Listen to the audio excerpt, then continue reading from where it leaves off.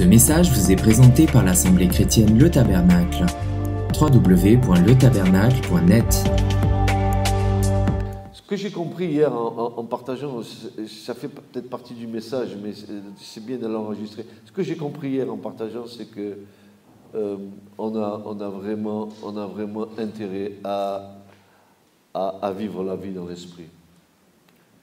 Sinon, on s'enferme dans des carcans, dans des cadres étouffés, dans lesquels on étouffe et on meurt. Je disais à une personne hier, là où il y a l'Esprit du Seigneur, là il y a la liberté. Il n'y a pas ce que les hommes... C'est que les hommes ont apporté, ils ont voulu améliorer Dieu en apportant leur propre organisation dans laquelle ils ont mis Dieu. Je me souviens toujours qu'on avait eu un séminaire, il y a peut-être une trentaine d'années, peut-être plus, je m'en souviens vraiment pas, mais je sais que ça fait longtemps, avec un serviteur qui s'appelait Carlos Ortiz. C'était un Argentin qui avait vécu un grand réveil en Argentine dans son église. Et à un moment donné, il nous parlait, il nous disait, voyez-vous, et il dessinait de manière imaginaire, il disait, voilà un cadre. Et dans ce cadre-là, on a mis protestant. Un autre cadre, là, on a mis catholique. Un autre cadre, on a mis pentecôtiste. Un autre cadre, on a mis évangélique. Un autre cadre, on a mis baptiste. Un autre cadre, on a mis anabaptiste. Un autre cadre, on a mis méthodiste. Un autre cadre, on a mis témoin de Jéhovah. Un autre cadre, on a mis les moments des derniers jours. Et puis le frère, il disait ceci. Et en haut, il y a le cadre de Dieu. Et il disait, vous savez ce que Dieu va faire? Il va faire exploser tous nos cadres pour que nous rentrions dans son cadre. Amen.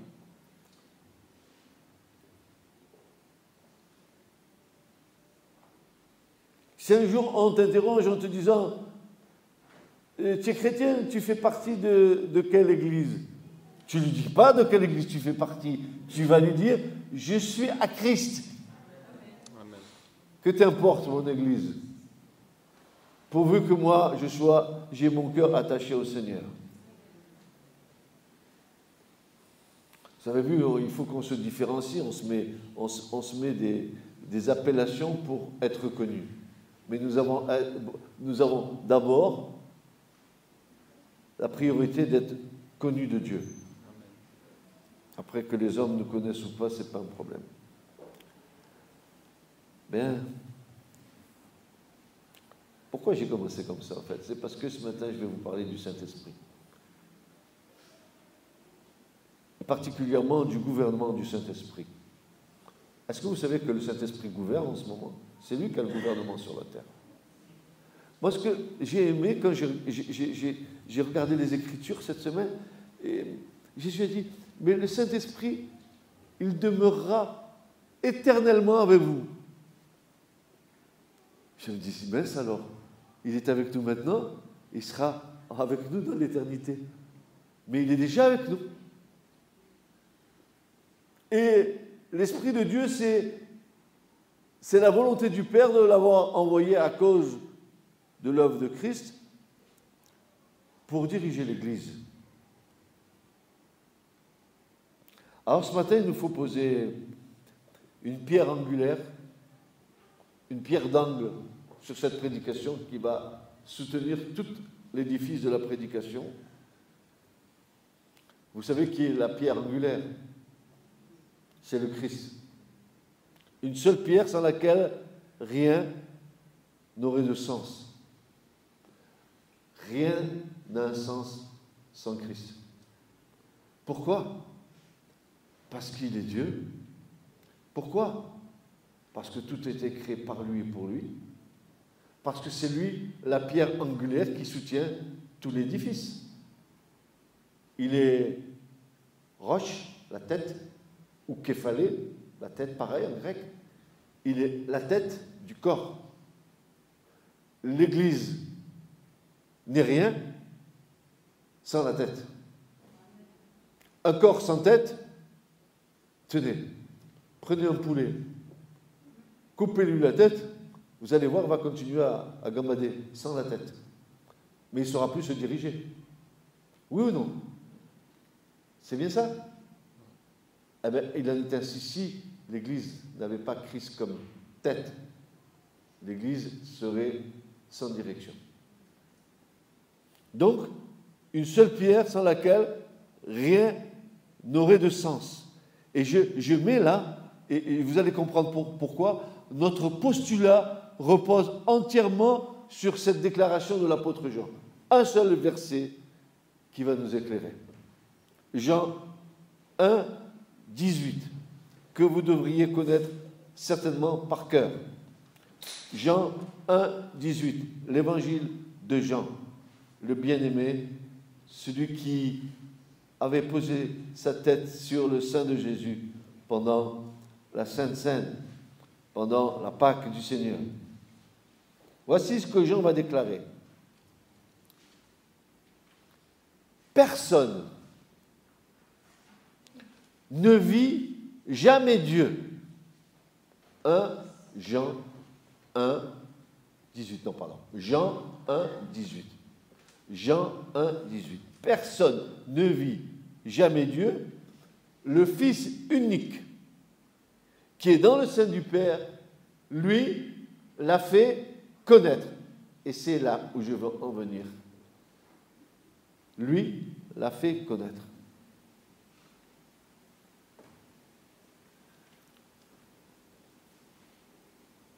Quand nous avons dit que Jésus est la pierre angulaire,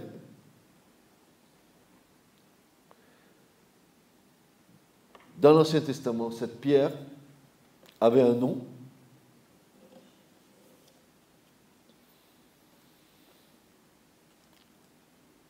C'est la pierre chétia, qui est une pierre de fondement.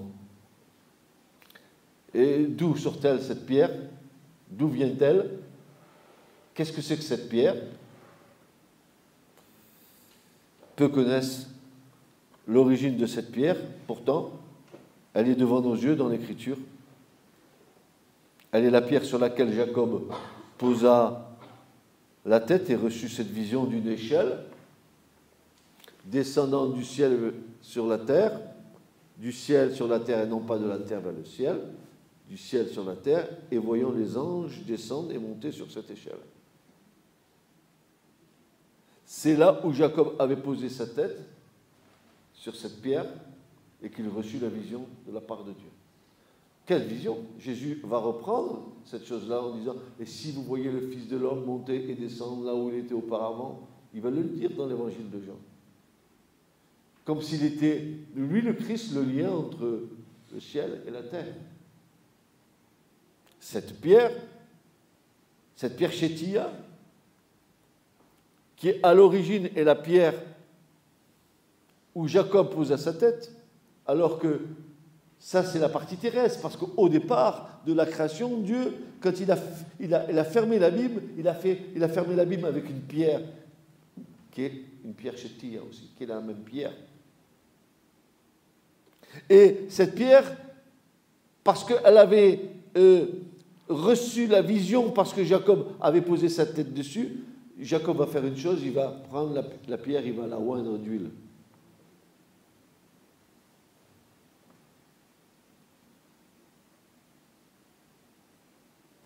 Plus tard, nous retrouverons cette pierre par l'intermédiaire de David dans le temple, cette pierre sur laquelle va reposer l'arche de l'Alliance.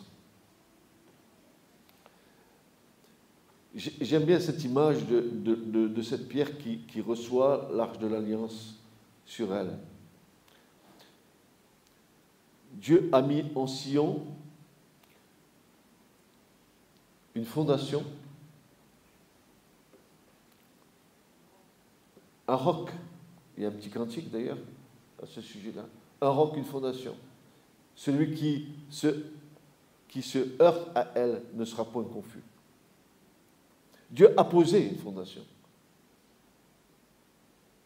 Et la fondation sur laquelle nous reposons, vous et moi, ce sont toutes les paroles que Jésus nous a dites et nous a laissées.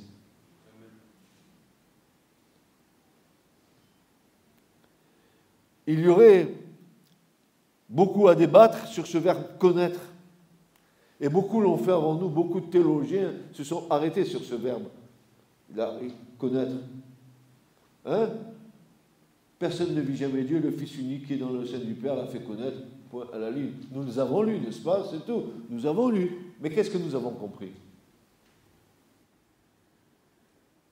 Qu'est-ce que nous avons compris de ce verset? Qu'est-ce à dire? C'est que ce verbe, il est appliqué à Christ. Et que ce verbe, il a sa signification d'enseigner, d'être un exégète. Seul Christ peut nous donner l'interprétation des paroles du Père. Il en est l'exégète. C'est pour ça que Jean va le dire. Seul Christ a pu nous faire comprendre la parole du Père, parce qu'il est lui-même la parole faite chair. Il est le seul habilité à faire l'exégèse de la parole du Père. Il en est l'unique interprète.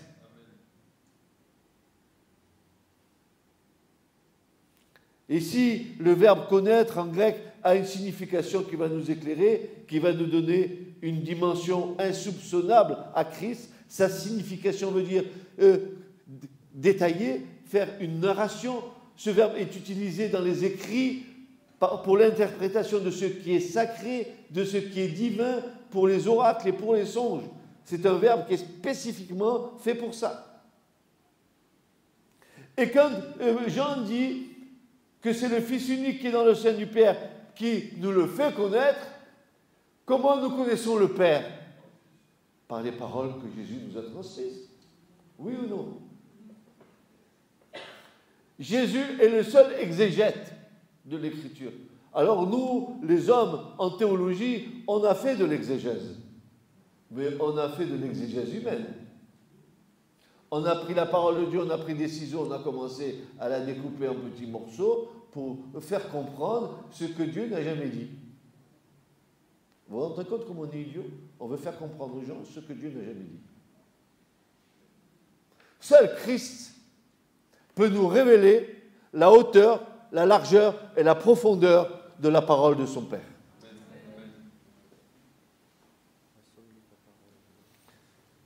Nous devons nous souvenir de ces paroles que Christ nous a dit pour comprendre tout cet enseignement, toute cette prédication. Quand Jésus va dire ceci, il va dire « Mes paroles sont esprit et vie ».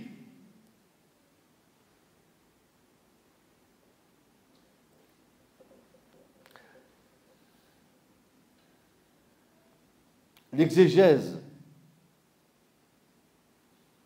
c'est une explication, c'est une étude approfondie et critique d'un texte.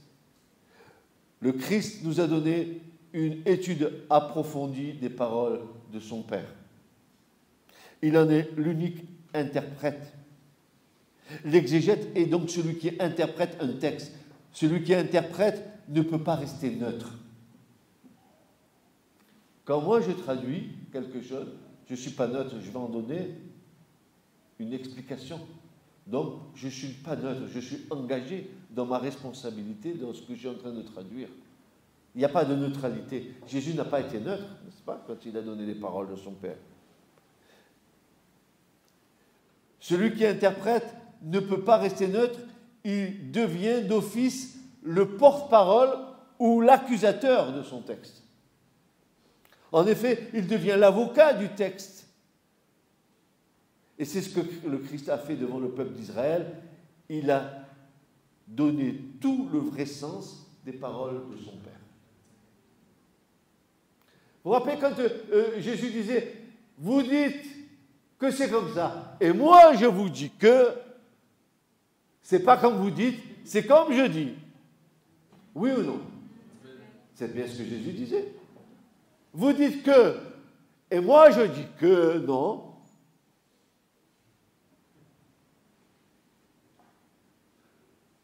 Parce que ce sont paroles d'hommes, mais pas paroles de Dieu.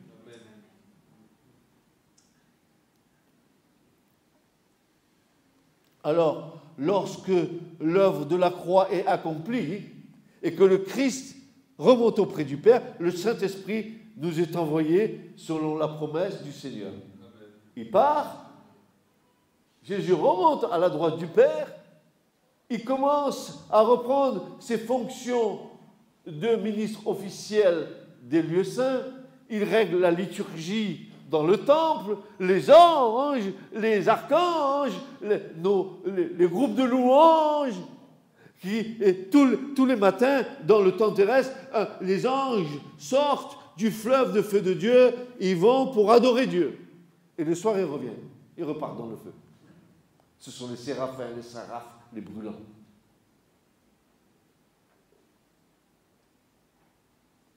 Alors, qu'est-ce que Jésus va nous dire? Il repart auprès du Père, et il va nous dire quelque chose que nous connaissons tous, mais nous allons devoir nous y pencher. Jean 14, 26.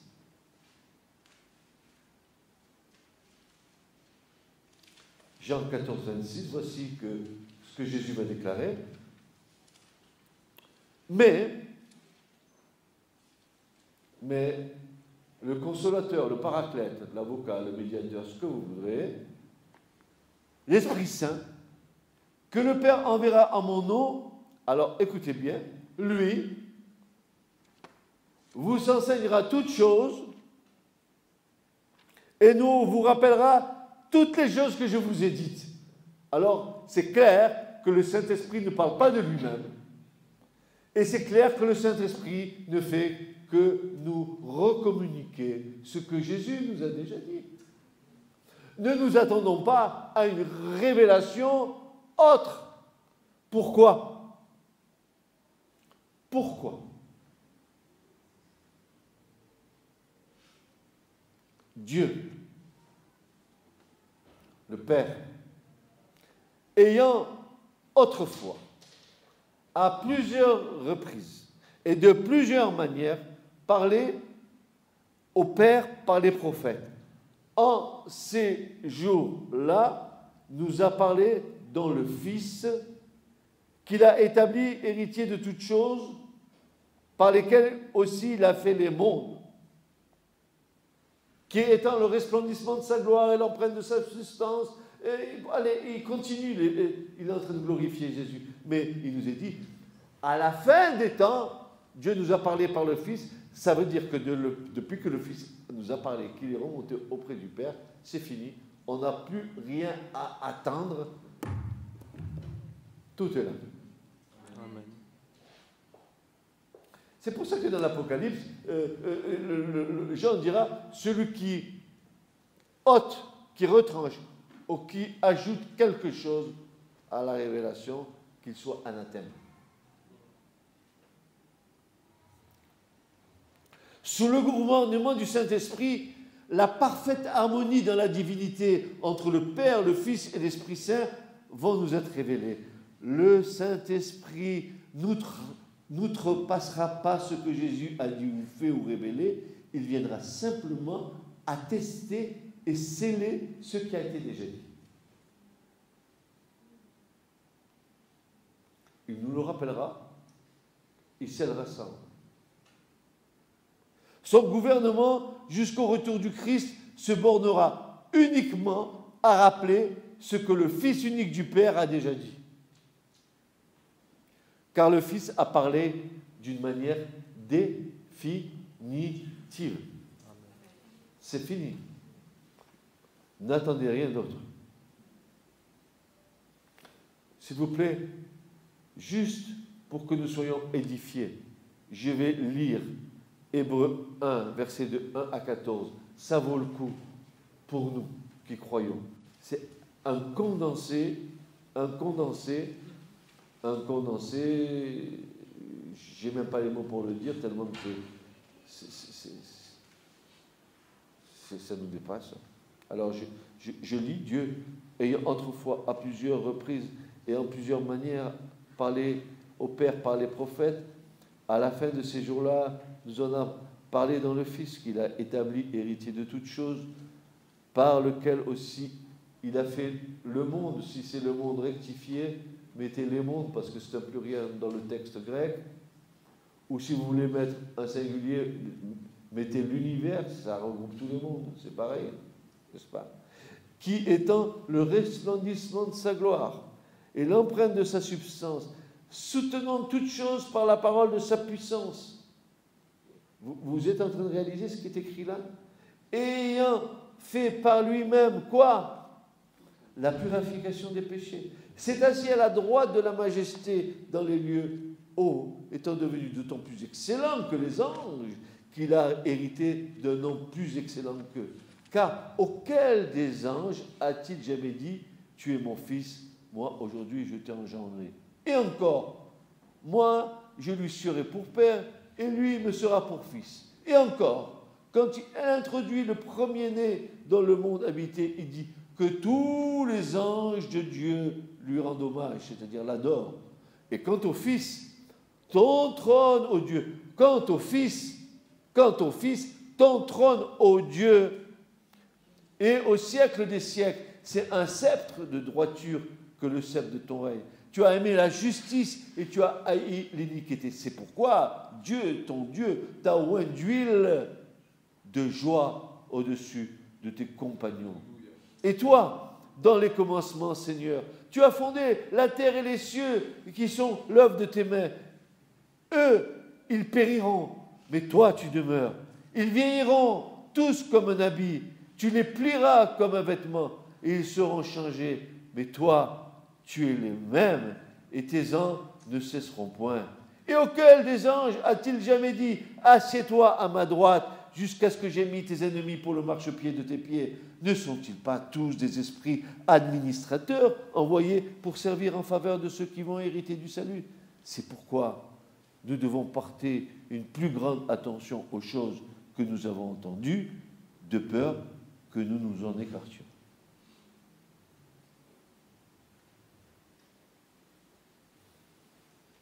Vous prenez ces 14 versets. Écoutez bien ce que je vous dis. Vous prenez ces 14 versets et vous y passez toute votre vie dessus.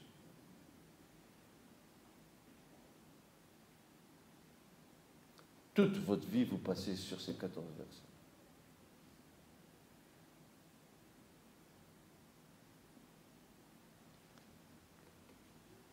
Nous ne pouvons donc pas nous attendre à des choses nouvelles puisque tout a été dit. C'est pour ça que quand nous avons vécu ces dernières années certaines manifestations du Saint-Esprit, on nous disait, mais Jésus il a écrit des choses que si on devait les dire, donc le Saint-Esprit nous révèle de nouvelles choses. Ce n'est pas vrai. Ce n'est pas vrai.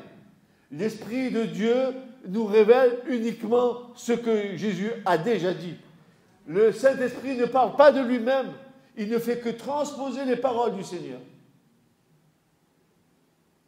Toute doctrine qui viendra ajouter à ce que Jésus n'a jamais dit, rejetez-la.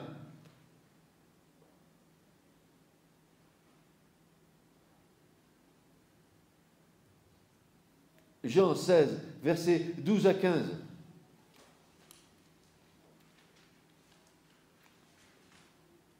J'ai à vous dire encore plusieurs choses, dira Jésus. Jean 16, versets 12 à 15. J'ai à vous dire encore plusieurs choses, mais elles sont encore au-dessus de votre portée. Ils ne comprenaient rien et nous non plus.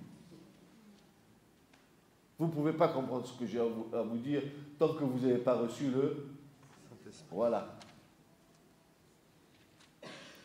Mais quand celui-là, savoir l'Esprit de vérité sera venu, amen, amen, amen, et il est venu, il vous conduira en toute vérité. Amen. Car, écoutez bien, il ne parlera point de soi-même, mais il dira tout ce qu'il aura entendu, il vous annoncera les choses à venir. Celui-là me glorifiera, car il prendra de ce qui est à moi et il vous l'annoncera. Tout ce que mon Père a est mien, c'est pourquoi j'ai dit qu'il prendra du mien et qu'il vous l'annoncera.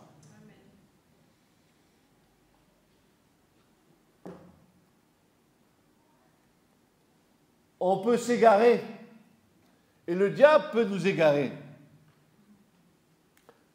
en nous faisant croire que c'est l'esprit alors qu'il est en train de séduire les foules.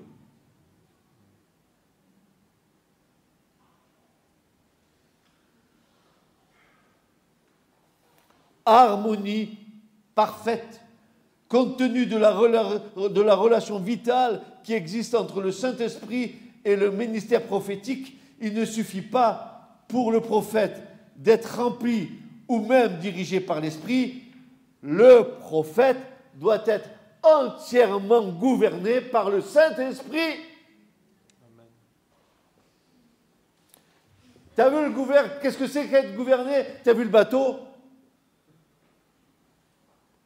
Si tu veux le faire aller là, tu mets le gouvernail comme ça, ou là-bas comme ça, si tu veux aller tout droit. Ainsi, tu dois être gouverné par l'Esprit. Tu iras là où tu ne voudras pas aller. Car l'Esprit de Dieu t'amènera là où tu ne veux pas aller.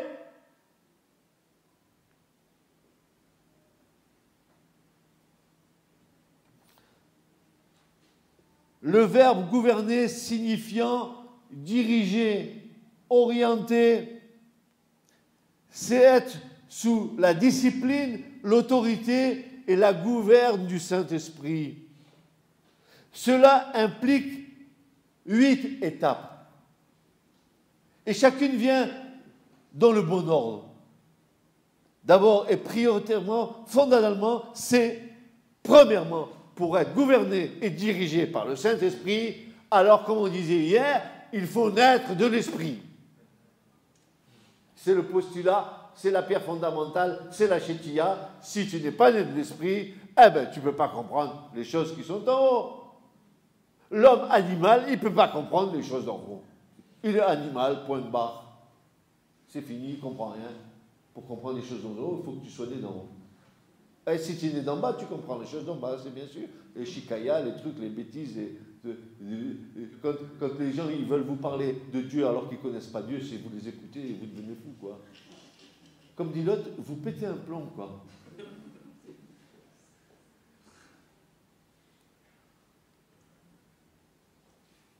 Né de l'esprit, premièrement, c'est là que tout commence. Si un homme ne naît d'eau et d'esprit, il ne peut entrer dans le royaume de Dieu. Jean 3, 5. Le Saint-Esprit nous convainc de péché, nous révèle notre besoin d'un sauveur, nous attire à Christ, nous permet d'invoquer le Seigneur et nous scelle pour le salut. En dehors de lui, en dehors du Saint-Esprit, nous sommes aveugles,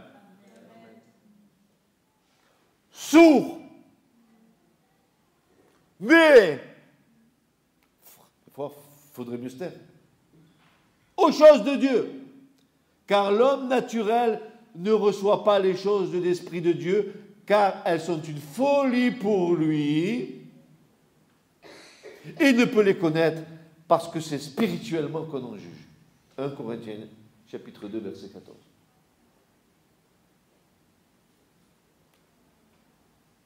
Je te garantis, si tu n'es pas né de nouveau, tu ne vas rien comprendre.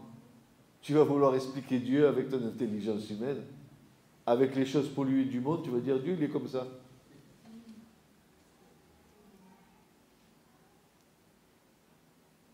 Premier postulat, premier fondement, je suis né de l'Esprit de Dieu. Il faut naître d'en haut. Faut naître.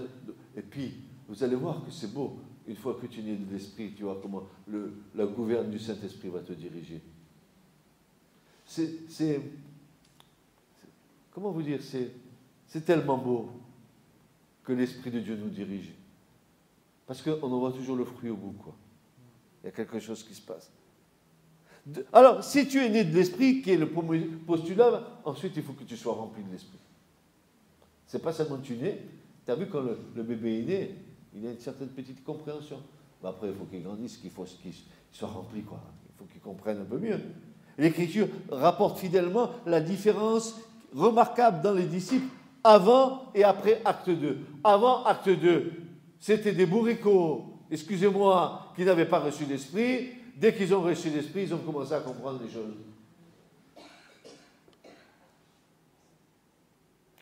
Le fait est que vous pouvez suivre Jésus pendant des années sans être rempli du Saint-Esprit.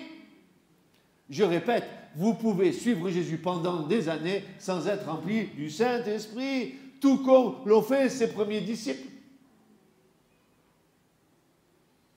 Et moi, je connais l'Écriture, parce que l'Écriture me dit qu'ils n'avaient pas reçu l'Esprit parce que Jésus n'avait pas été glorifié. Et Jésus n'avait pas été glorifié parce que Jésus n'était pas encore passé à la croix. Et quand Jésus est passé à la croix, qu'il est ressuscité d'entre les morts et qu'il est monté auprès du Père, qu'il est rentré dans la gloire, alors l'Esprit de Dieu est descendu. Pas avant. Pas avant. Avant, ils n'avaient rien compris. Ils faisaient ce que Jésus leur disait de faire.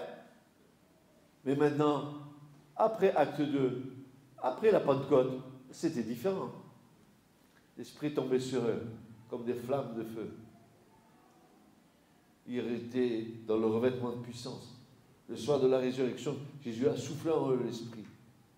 Oh, frères et sœurs, il faut comprendre l'Écriture. C'est tellement beau. Il y a une telle profondeur de l'Écriture. Quand Jésus souffle en eux le Saint-Esprit le soir de la résurrection, ce n'est pas seulement qu'ils reçoivent l'Esprit Saint, c'est que Jésus est en train de commencer le début d'une nouvelle création. Amen. Allez, des hommes et des femmes nés de l'Esprit de Dieu. Amen. Et seulement de l'Esprit de Dieu.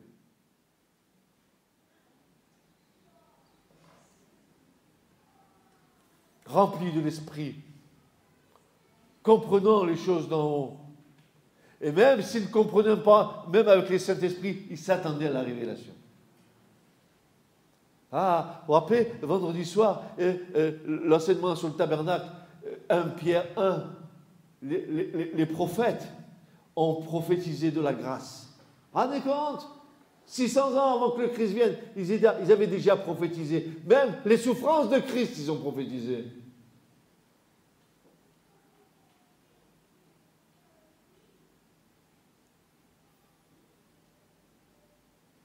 Le fait que vous pouvez suivre Jésus pendant des années sans être rempli du Saint-Esprit, tout comme l'ont fait ses premiers disciples, mais ils étaient toujours instables, ne comprenant ni ne voyant pleinement, n'entendant pas vraiment ce que Jésus voulait leur montrer.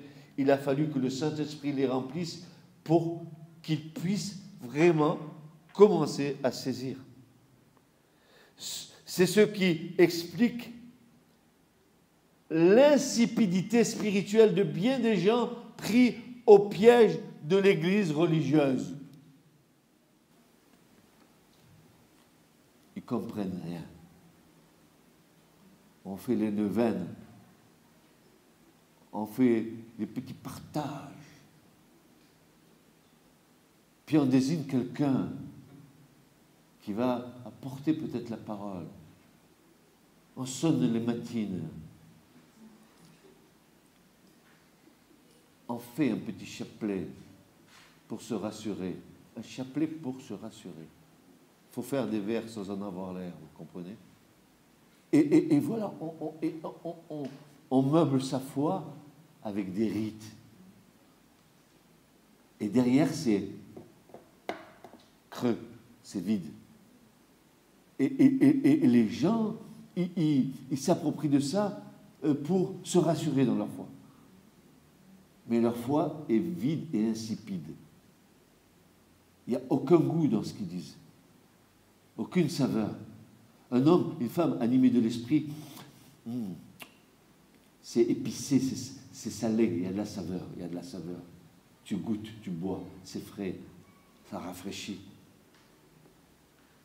C'est ce qui explique l'insipidité spirituelle de bien des gens pris au piège de l'Église religieuse. Ils essaient de suivre Jésus sans être remplis de la puissance du Saint-Esprit. L'Écriture a déjà montré que cela ne fonctionne pas. C'est comme si un asthmatique, c'est comme un asthmatique qui voudrait faire un marathon.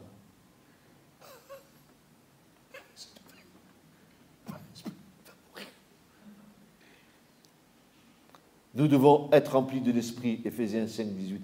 Soyez toujours remplis du Saint-Esprit. Toujours, toujours. Ça, c'est le deuxième point. Premier point, c'était je suis né de l'Esprit. Second point, je suis rempli de l'Esprit. Troisième point, Je suis enseigné par l'Esprit.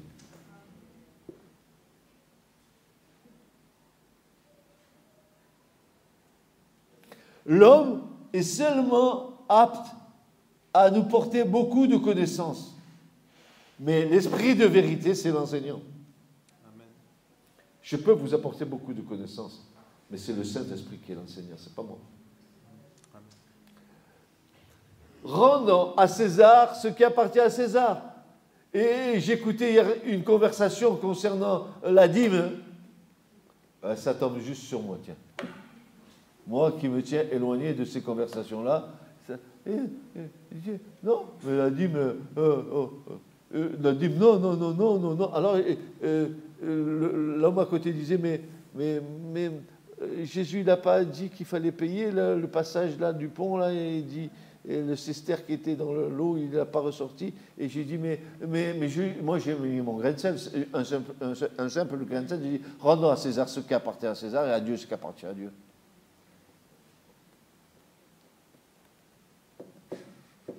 Dès que vous parlez d'argent,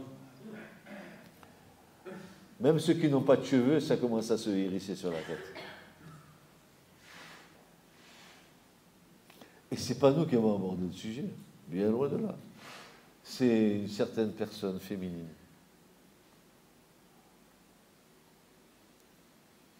L'homme est seulement apte à nous apporter beaucoup de connaissances. L'esprit de vérité est l'enseignant. Et il est envoyé pour montrer, révéler et nous enseigner des choses qui vont au-delà de notre compréhension humaine. Beaucoup de choses que Jésus voulait enseigner à ses disciples étaient en attente parce qu'ils ne pouvaient pas les recevoir sans l'assistance du Saint-Esprit. Et le passage de tout à l'heure, Jean 14, 26, nous rappelle, mais le Consolateur, l'Esprit Saint que le Père enverra en mon nom, vous enseignera toutes choses et vous rappellera tout ce que je vous ai dit. Et c'est souvent dans l'Écriture qu'on voit que les apôtres se souvenaient de ce que Jésus avait déjà dit et qu'après ils comprenaient ce que Jésus avait dit. Avant, ils n'avaient rien compris. La méthode préférée du Saint-Esprit pour nous enseigner est de nous mettre dans des situations difficiles. Pourtant, moi j'aimerais bien avoir un local bien chauffé, avec une bonne chaise, une belle table, des crayons, et puis entendre l'enseignement. Je répète, la méthode préférée du Saint-Esprit pour nous enseigner est de nous mettre dans des situations difficiles. Lisez le livre des Actes des Apôtres et vous verrez la croissance et le développement rapide de l'Église. Même les apôtres apprennent et grandissent. Comment peut-on l'expliquer ? Leur apprentissage n'a pas eu lieu dans un refuge de montagne particulier ou dans un monastère ou dans une école biblique évangélique, mais au milieu des épreuves, des tribulations, au milieu des ennemis et des circonstances difficiles. Amen. Le Saint-Esprit utilise des foules en colère, la solitude des prisons et des situations désespérées pour nous enseigner des choses que nous n'apprendrons pas dans une salle de classe. Amen.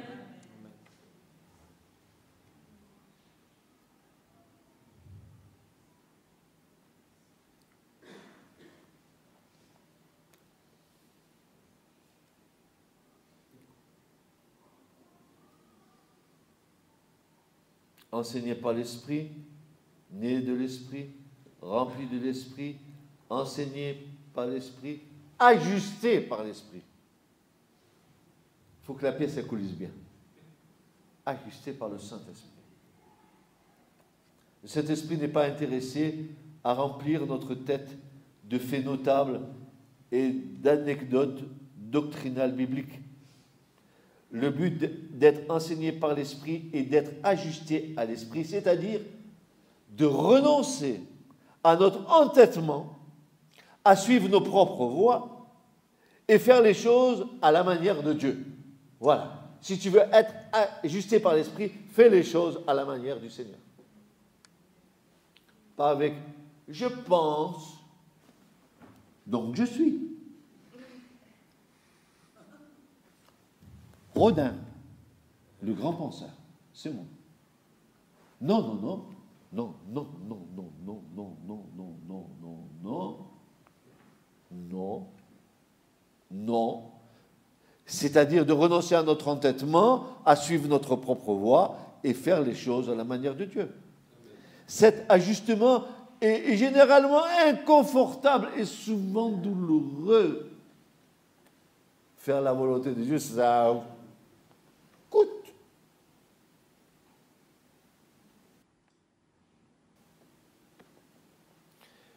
Mais c'est de cette façon que s'opère la croissance et la maturité spirituelle. Si nous ne sommes pas désireux de prendre de ce que l'Esprit nous a enseigné et de nous y soumettre pour y être ajustés, alors nous prendrons le chemin de ceux qui apprennent toujours, mais qui n'arrivent jamais à la connaissance de la vérité. 2 Timothée 3,7. Hein? Qui apprennent toujours, mais n'arrivent jamais à la connaissance de la vérité. Nous ne devons pas être des chrétiens savants, ni des femmes savantes. Une tête bien remplie, non, mais un cœur bien rempli, oui.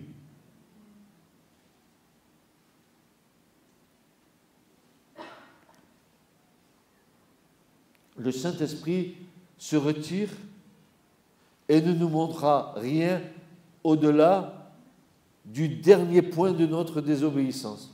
Plus rien. Stop. Tant que tu n'as pas compris, bloqué. Et il y en a qui disent, mais je n'avance pas avec le Seigneur. Qu'est-ce qui se passe? Mais regarde voir où tu en es de ton obéissance avec le Seigneur. Vous croyez que parce que vous demandez, vous allez recevoir béatement l'écaille dans la rôti dans la bouche. Ça arrive une fois, hein. Israël, l'écaille, tu ne vas pas les en savoir tous les jours.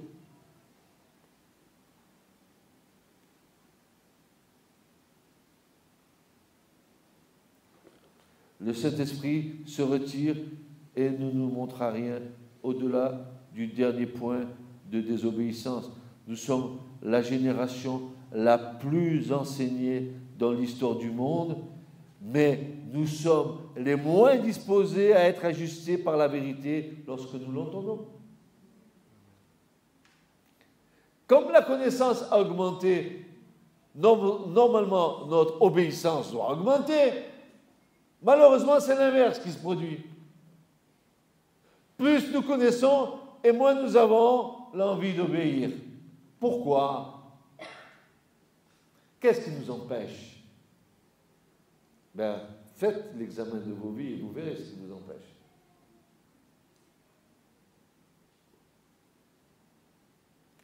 Si nous apprenons à obéir rapidement et à appliquer ce qui nous est enseigné, alors nous ferons de rapides progrès.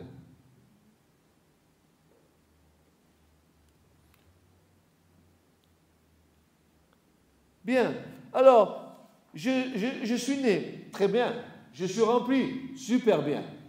Ah, je suis enseigné par le Saint-Esprit. Amen, je suis ajusté, bien. L'ajustement, ça coince un peu. Hein? Il y a toujours des bavures. Il faut toujours limer un petit peu pour que la pièce elle coulisse mieux. Ou peut-être un peu d'huile, tiens. Un peu d'onction pour que ça aille mieux. Maintenant, il nous faut vivre, marcher, être conduit par l'Esprit. La belle affaire. Vivre, marcher et être conduit par le Saint-Esprit. Quand une personne est désireuse d'être ajustée par l'Esprit, alors elle peut être conduite par l'Esprit. Tu as vu, quand tu mets une pièce dans une raille, elle est bien ajustée, qu'elle est bien huilée, elle coulisse bien, hein, tu peux la faire aller dans n'importe quelle direction. Elle y va. Tout est en harmonie, tout. Il y a tout ce qu'il faut pour que ça marche. Eh bien, il en est ainsi. Quand une personne est désireuse d'être ajustée par l'Esprit, alors elle peut être conduite par l'Esprit. Comment l'Esprit peut-il conduire une personne qui lui résiste et qui refuse d'être ajustée? Impossible. Ce n'est pas possible. Dites-le avec moi. Ce n'est pas possible. Plus fort, plus fort. Ce n'est pas possible. Oh, quelle belle journée vous avez passée hier.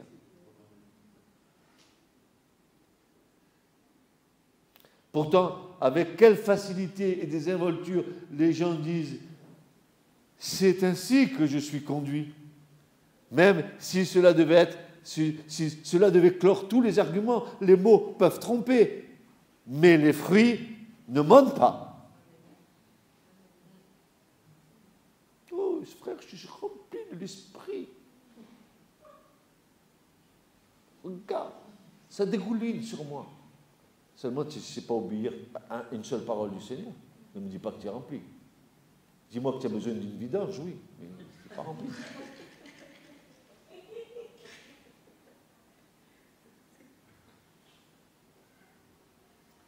C'est plus l'huile de l'onction, ça. Et je ne rigole pas, vous savez, je ne rigole pas quand je dis tout ça. Vous savez que c'est ma manière de faire passer les choses. Mais les fruits ne mentent pas. Si tous ceux qui prétendent être conduits par l'Esprit l'étaient effectivement, alors le monde serait un endroit délicieux et merveilleux. Échec et mat. Le constat, c'est que l'Église n'est pas remplie de l'Esprit. Échec. Seuls quelques petits grains de droite et de gauche, le reste, qu'on ne voit même pas. Oh, où sont les 7000 hommes fidèles qui n'ont pas plié le genou devant Baal? Élie va dire à l'Éternel, où ils sont? Je ne les connais pas, moi, je suis seul.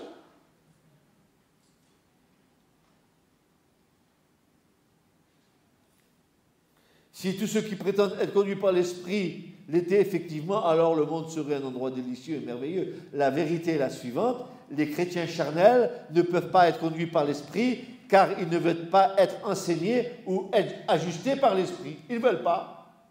Ils veulent se réjouir gratos, mais que ça ne leur coûte pas. Alors ils tapent des mains, ils gesticulent, ils vocifèrent, ils disent « Alléluia », ça fait trembler le local. Mais c'est comme le pneu de mon tracteur, il est crevé. C'est vrai, hein? Ouais. Les gens charnels sont dirigés par leur chair, leurs émotions et leurs sentiments. Vous pouvez tromper les autres, vous pouvez vous leurrer vous-même, mais on ne se moque pas de Dieu. Vous ne pouvez pas ignorer l'enseignement de l'Esprit, refuser l'ajustement que cet enseignement est destiné à faire dans votre vie et ensuite prétendre que vous êtes conduit par ce même Esprit à qui vous venez de manquer de respect. Seuls ceux qui sont ajustés à l'Esprit peuvent vraiment reconnaître sa voix et être conduits par lui.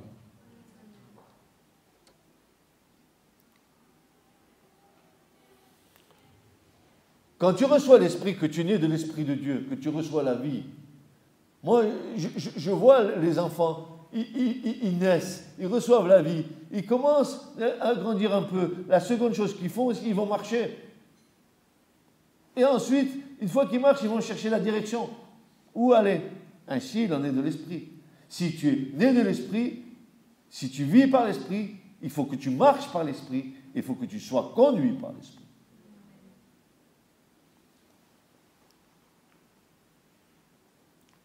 Je suis né de l'Esprit, je suis rempli d'Esprit, je suis enseigné par l'Esprit, je suis ajusté à l'Esprit, je vis et je marche et je suis conduit par l'Esprit. Il faut aussi maintenant que je sois aussi inspiré par l'Esprit. Une grande inspiration. Inspiré par l'Esprit. Quand une personne arrive à ce point, elle a appris à ne rien initier d'elle-même, mais s'attendre à l'inspiration du Saint-Esprit. Elle est sous le gouvernement du Saint-Esprit à partir de ce moment-là. L'Esprit régit ses paroles et ses actions. Quelqu'un qui est inspiré par l'Esprit, toutes ses paroles sont dirigées par le Saint-Esprit. Toute l'inspiration des choses que la personne va dire, ça sera sur le sceau de l'Esprit.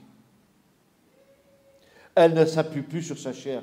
Elle ne cherche pas la louange et l'approbation de l'homme et ne craint plus ses critiques. Elle est mise en action par l'Esprit de Dieu et ne lui offre aucune résistance. On peut lui confier une plus grande révélation avec la responsabilité qui en découle et elle en fera bon usage comme un sage ministère dans l'Église.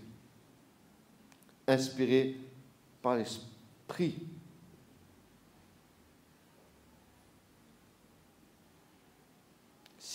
Septième point, conservé par l'Esprit. Le Saint-Esprit distribue en permanence la lumière, la vie, l'amour, la grâce, la miséricorde et la paix à ceux qui sont entièrement soumis à son gouvernement. L'homme intérieur est fortifié et renouvelé de jour en jour. Des fleuves d'eau vive sortent de son sein. Le fruit spirituel apporte la preuve d'une vie soumise à Christ. L'amour, la joie, la paix, la patience, la bonté. J'en dis d'autres, n'est-ce pas? La bienveillance, la foi, l'humilité et la maîtrise de soi, ils sont reconnus en quantité toujours croissante. Les batailles sont grandes, mais sa grâce est encore plus grande. Et sa puissance s'accomplit dans notre faiblesse. Ces personnes sont gardées par l'Esprit, réservées à son usage, mises à part pour des buts saints. Elles sont scellées, ointes et remplies de puissance de l'Esprit Saint.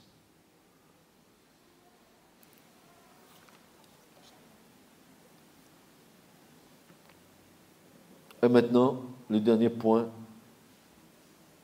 Quand je suis venu ce matin, j'étais en train de relire le message. En fait, j'étais en train de prier sur mon fauteuil dans le salon. Et puis, il y a cette pensée qui m'est venue. Il y avait un point que je n'avais pas développé, mais qui me paraît être essentiel. Si je suis né de l'Esprit, si je suis rempli de l'Esprit, c'est toujours moi. Si je suis enseigné par l'Esprit, c'est toujours moi. Si je suis ajusté par l'Esprit, c'est toujours moi. Si je vis et je suis conduit par l'Esprit, c'est toujours moi. Je suis inspiré par l'Esprit, c'est toujours moi. Si je suis conservé par l'Esprit, c'est toujours moi. Maintenant, il nous faut être unis par l'Esprit. Tout cela ne servirait à rien s'il n'y avait pas l'unité. Et comment l'unité de l'Esprit s'est faite? Comment nous sommes unis par l'Esprit? Eh bien, nous avons ce passage de l'Écriture qui est un passage fantastique qui nous montre comment Dieu a fait en Christ. Paul va dire, nous avons tous été baptisés d'un seul esprit pour former un seul corps. Et si nous voulons parler d'unité de l'Église, nous devons parler d'être unis uniquement par l'Esprit. Et ceux et celles qui sont nés de l'Esprit de Dieu, qui sont dans ces points-là que nous venons d'énumérer, ils sont dans l'unité. Vous ne ferez jamais une unité d'Église au travers de dénominations. Ça, c'est pas l'unité de l'Esprit, c'est l'œcuménisme. L'œcuménisme n'a rien à voir avec le rassemblement de l'Esprit Saint. Et c'est pour ça que Dieu a pourvu à notre insuffisance en nous baptisant dans un seul esprit pour former un seul et même corps. Et vous n'avez pas vu que les gens qui sont remplis de l'esprit, ils ont la même pensée, le même langage. Ils se comprennent tout de suite. Oui ou non? Il n'y a pas besoin de passer une nuit à côté de la cheminée pour se comprendre. On a dit 4 paroles, on a compris, ça y est, c'était fini. Le contact est mis avec les autres. Il vous faut batailler, il vous faut combattre, il vous faut renverser des forteresses, il y a des duretés dans le cœur, il y a de l'orgueil, il y a de l'entêtement, il y a de la rébellion, il y a de la suffisance, il y a de la ferté.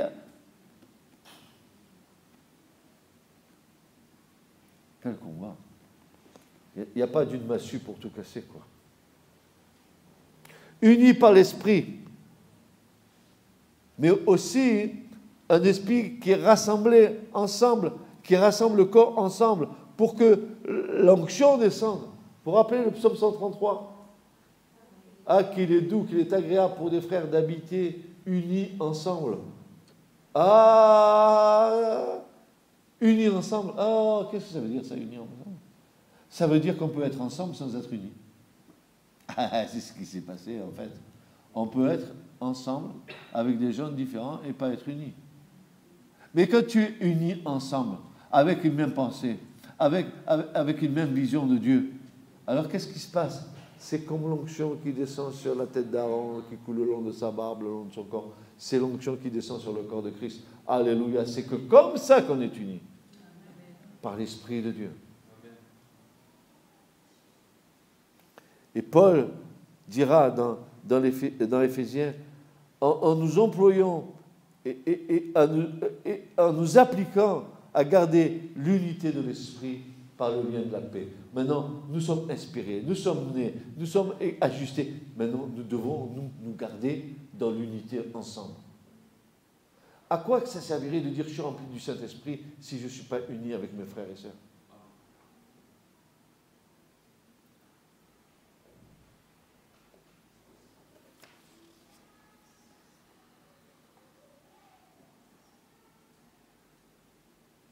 Alors maintenant, si dans l'Église du Seigneur, il y a une pénurie de vrais prophètes dans l'Église, c'est en grande partie parce que la plupart des gens trébuchent et tombent quelque part dans ces points que nous venons de développer.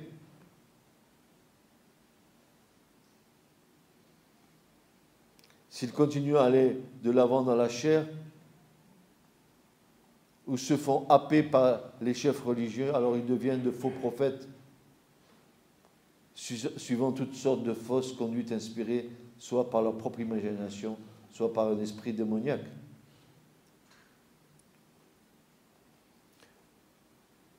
La finalité critique de cet enseignement est la volonté d'appliquer ce que le Saint-Esprit enseigne et notre promptitude à être ajusté à sa parole et à sa voix. Lorsque l'Esprit chuchote, nous devons être prompts à dire « Oui, Seigneur, ton serviteur écoute. Que veux-tu que je fasse ?»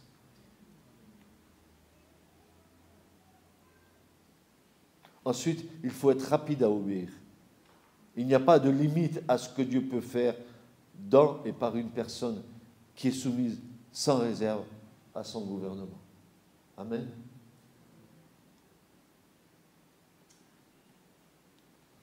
Alors, la finalité de ça, c'est quoi? Une simple parole de Paul. Soyez toujours remplis du Saint-Esprit. Et si l'Esprit est en vous, vous n'avez pas besoin que personne ne vous enseigne. Vous serez enseigné de Dieu lui-même. Et ce que Dieu vous donnera sera confirmé par l'enseignant. Parce qu'il aura reçu la même chose que vous. Et c'est ça l'Église. L'Église, nous devons attester ce que Dieu fait en nous. Par le témoignage des autres. Parce que quand nous agissons tout seuls et que nous n'avons pas un contrôle spirituel sur nos vies, nous pouvons devenir des gourous, nous pouvons devenir des faux prophètes. Il faut que nous soyons testés par nos frères.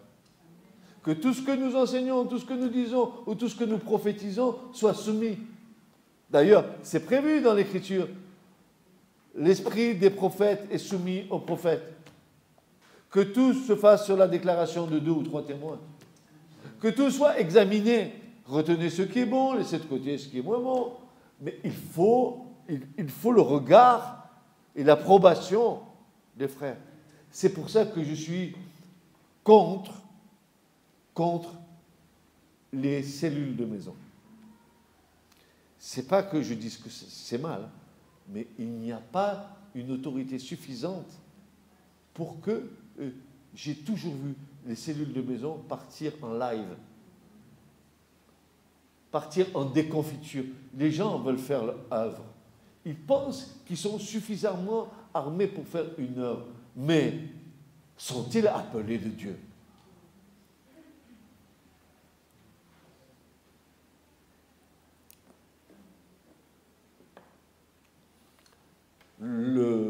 La finalité, ça sera le fiasco. Comment, si tu es dans un groupe, dans une maison, que quelqu'un se mette à prophétiser, comment vas-tu valider cette prophétie?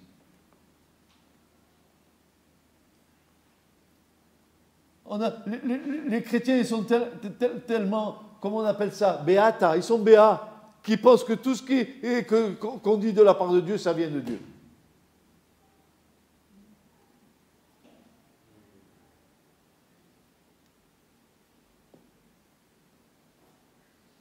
Il gobe tout.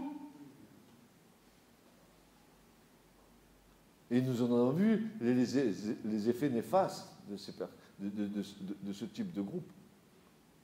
Pourquoi Dieu a voulu l'Église? Pourquoi il a voulu un corps? Est-ce que tu as vu le bras, lui, partir tout seul là-bas? Faire sa réunion tout seul?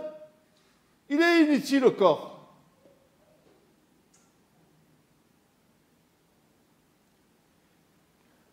Ça, c'est la rébellion, l'ambition, Frères et sœurs, est-ce que vous savez ce que ça coûte d'être là où Dieu vous place? D'être vraiment quelqu'un appelé de Dieu. Vous savez ce que ça coûte? Je vais vous le dire. Vous allez donner toute votre vie à Dieu. Faire des réunions, tout le monde peut en faire. Le monde en fait des réunions. Et des séminaires en voiture, voilà. Hein. De formation ou de déformation, comme vous voulez, ils le font, le monde. Mais l'Église, c'est pas ça. Hein. L'Église, ce n'est pas ça.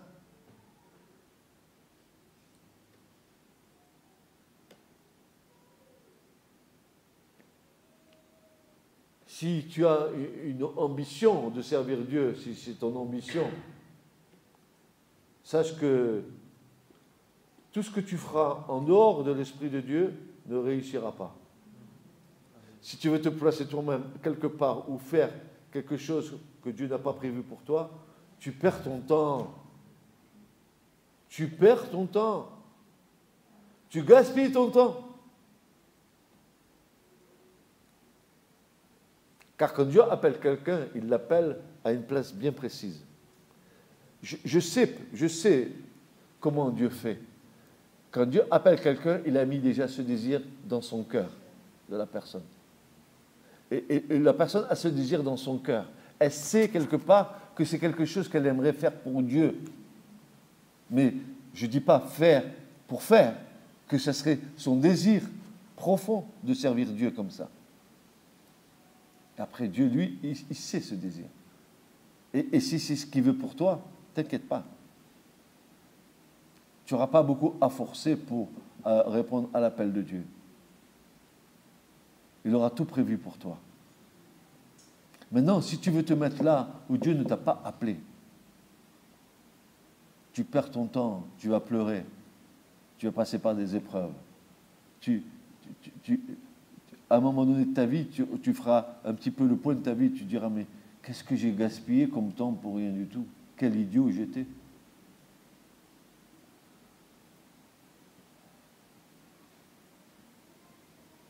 Donc, vivons, marchons et soyons conduits par l'Esprit.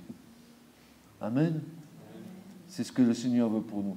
En fait, soyons sous le gouvernement du Saint-Esprit. Laissons-nous gouvernail. Laissons-nous diriger par l'Esprit de Dieu.